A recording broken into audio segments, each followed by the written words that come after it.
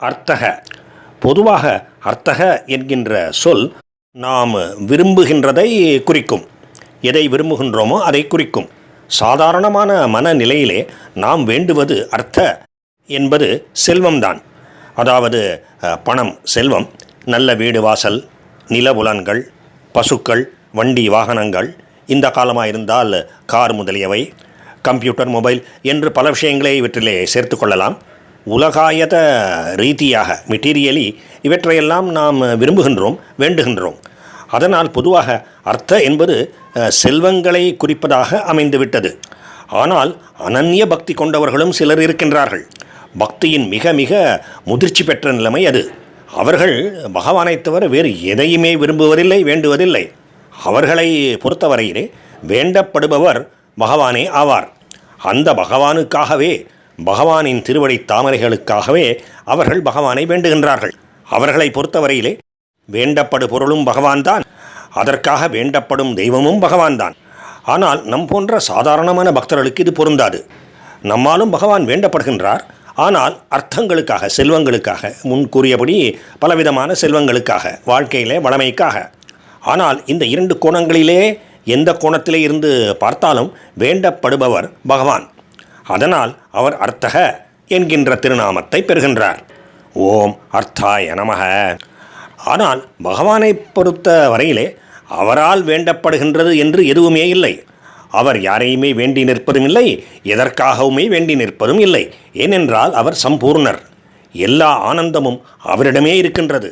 அப்படி இருக்க அவர் எந்த புறப்பொருளை எதற்காக நடப்போகின்றார்? அதனால் அவருக்கு இனிமேல் பெற வேண்டிய பொருளும் எதுவும் இல்லை. அதனால் அவர் வேண்டுவது, விரும்புவது என்பதும் எதுவும் இல்லை. அதனால் அவர் அனர்த்தக. ஆத்மா ராமராய் தன்னிலேயே பேரானந்தத்தை உடையவர் பகவான். அதை அனுபவித்து கொண்டிருப்பவர் பகவான். ஓம் அனர்த்தாய நமக. பகவானுடைய அடுத்த திருநாமம் மகாகோஷக. இது சிறிது தத்துவார்த்தமானது. நான் என்பது உண்மையிலேயே நம்முடைய ஆத்மாதான். அந்த ஜீவாத்மாதான் பரமாத்மாவா, அல்லது ஜீவாத்மா பரமாத்மாவின் ஒரு அங்கமா, அல்லது ஜீவாத்மா பரமாத்மாவிடமிருந்து முற்றிலும் வேறுபட்டதா? அப்படி முற்றிலும் வேறுபட்டு இருந்த போதிலும் பரமாத்மாவினாலே ஒளி பெறப்பட்டு இயங்குகின்றதா? இந்த கேள்விகளுக்கு முடிவு எதுவும் இல்லை. ஜீவாத்மா பரமாத்மா உறவை இப்படி 3 விதங்களிலேயும் பார்க்கலாம். அதை தொடர்ந்து தான் அப்படி பார்க்கின்ற பார்வையினாலே தான் அத்வைத்த, விசிஷ்டாத்வைத்த மற்றும் துவைத்த சித்தாந்தங்கள் உருவாகி இருக்கின்றன. வெவ்வேறு வகையான மன இயல்புகளை உடையவர்கள் இந்த வெவ்வேறு விதமான சித்தாந்தங்களிலே ஒன்றை பின்பற்றுகின்றார்கள் தங்கள் மனநிலைக்கு ஏற்ப.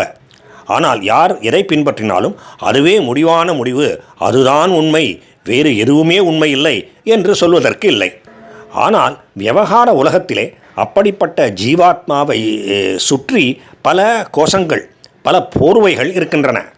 நமது சாஸ்திரங்களிலே 5 கோஷங்கள் சொல்லப்படுகின்றன. அன்னமய கோஷம், பிராணமய கோஷம், மனோமய கோஷம், விஞ்ஞானமய கோஷம் மற்றும் ஆனந்தமய கோஷம். இந்த கோஷங்கள் எல்லாமே பகவானாலே அனைத்து ஜீவராசிகளுக்கும் ஏற்படுத்தப்பட்டு இருக்கின்றன. ஜீவராசிகள், வெவ்வேறு உயிரினங்கள் மூலமாக அவரே அந்த 5 கோஷங்களையும் உடையவர் என்று கூட சொல்லலாம். அதனால் அவருக்கு மகா கோஷக என்கின்ற திருநாமம். ஓம் மகா கோஷாய நமக. மகாபோக. பகவான் இன்பமயமான வடிவத்தை உடையவர். அப்படிப்பட்ட மிகப்பெரிய வடிவத்தை அவர் கொண்டிருக்கின்றார். அதாவது இன்பத்தை கொண்டிருக்கின்ற மிகப்பெரிய வடிவத்தை உடையவர். அதனால் அவர் மகாபோக என்கின்ற திருநாமத்தை பெறுகின்றார். ஓம் மகாபோகாய நமக. அடுத்த திருநாமம் மகாதனக. பகவான் மிக்க செல்வத்தை, தனத்தை உடையவர். அப்படிப்பட்ட தனங்கள் எல்லாமே அவர் உடையனதான், அவர்தான். அந்த தனத்தைத்தான் நம் எல்லோருக்கும் பகவான் கொடுத்து நம்மை தனம் பெற்றவராக செய்கின்றார். அப்படிப்பட்ட தனத்தின் மூலம் நாம் சாதாரணமான உலக வாழ்க்கையை ஏற்று நடத்த முடிகின்றது. நமக்கு பகவான் தேவையே இல்லை, போகங்கள் தான் தேவை என்று இருந்தால் கூட அந்த போகங்களை பெறுவதற்கான தனத்தை அளித்து அருள்பவர் பகவான்தான். அப்படி நிறைந்த தனத்தை உடையவர் என்பதால் பகவான் மகாதனக. இந்த திருநாமத்தை சற்று வேறு விதமாகவும் பார்க்கலாம். பகவான் தான் செல்வத்துள் பெரும் செல்வம். பொதுவாக உலக வாழ்க்கையிலே நாம் பெறக்கூடிய செல்வங்கள் எல்லாவற்றிலுமே மிகப்பெரிய செல்வம் மக்கட்பேறு, நன்மக்களை பெறுதல், நல்ல குழந்தைகளை பெறுதல் என்று சொல்லப்படுகின்றது. ஆனால் அதையெல்லாம் கூட தாண்டிய மிக பெரும் செல்வம் பகவான். தர்மார்த்த காம மோட்சம் என்று சொல்கின்றோமே, மோட்சத்துக்கு பிறகு எதுவுமே இல்லை.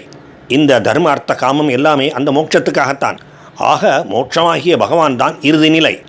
இறுதியான மிக உயர்ந்த, அதை விட உயர்ந்தது வேறு எதுவும் இல்லாத செல்வங்களிலே பெருஞ்செல்வம் பகவான்.